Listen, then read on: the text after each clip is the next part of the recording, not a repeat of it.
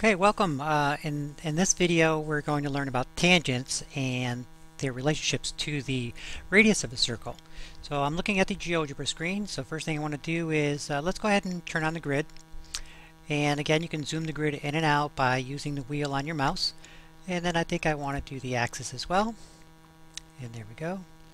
And now what I'd like to do is create a circle, and we'll use a circle with a radius of 5 units. And so let's see, just trying to get this a little smaller. That looks about right, counting by 2's here.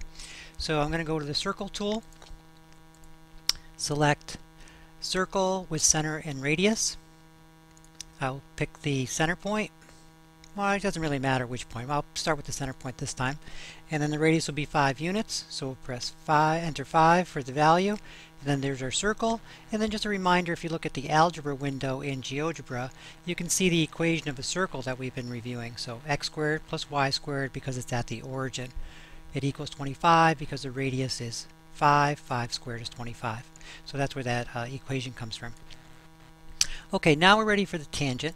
So we're going to create a random tangent. First we'll have to pick a point on the circle, and we'll use the point tool, and just anywhere on the circle is fine. Right here is good, and we'll make a couple. We'll make point B, and then we'll also make another one down here somewhere, let's say. Alright, now I'm ready to make the tangents. We'll make 2 tangents in this problem. We'll make a tangent that passes through point B, and then we'll make another tangent that passes through point C. So first, point B, you go to the circle tool, where the perpendicular parallel lines are, that toolbar, and one of those options is tangents. So pick tangents, and up here, now we're ready to create the tangent, so we have to select a point, and then the circle that it passes through. And then the GeoGebra will create that tangent for us automatically. If you move point B around,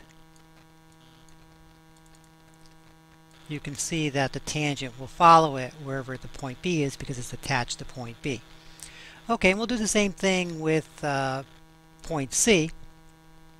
So back to the tangent tool, select the point, select the circle, and then there's another tangent. And we'll change this tangent, and we will call, we'll just make it a different color so it separates from the first tangent. And there we go. So we have tangent B and tangent tangent to point B and a tangent to point C. Okay, today this lesson right now is to show you the relationship between tangents and the radius of the circle. So let's create the radius of the circle simply by using the segment tool.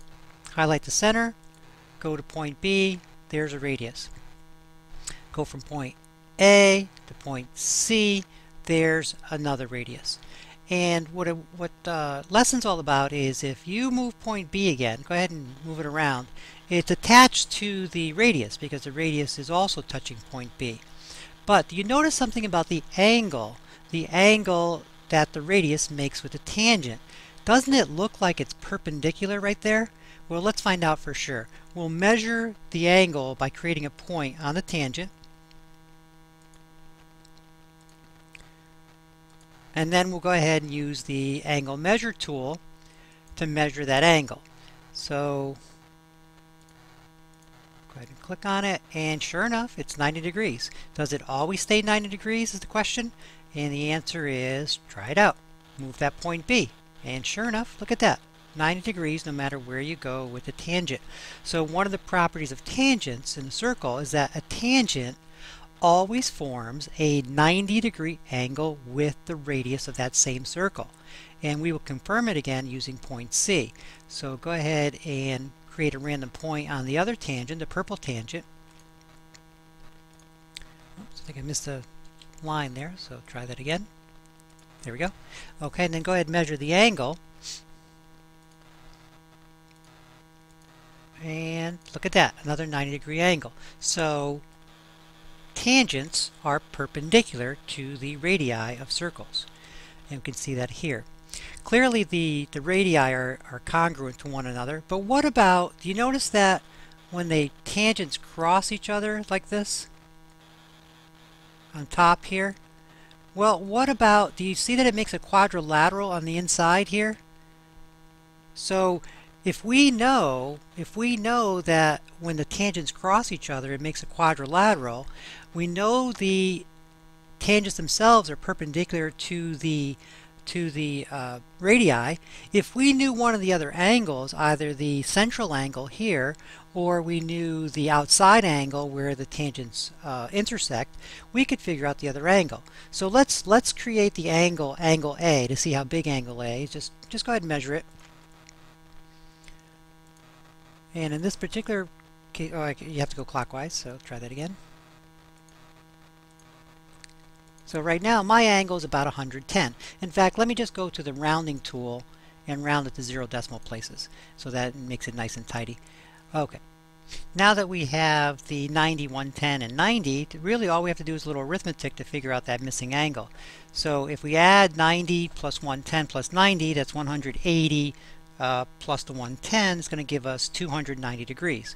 So we know every quadrilateral has 360 degrees, so we can take 360 minus the 290 to give us that missing angle on top here.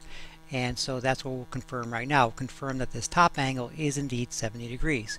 But first we have to make a point at the intersection, so we'll use the intersection tool. Highlight the purple tangent, highlight the green tangent, and then we'll create a point there. And then the only thing left to do is measure that angle.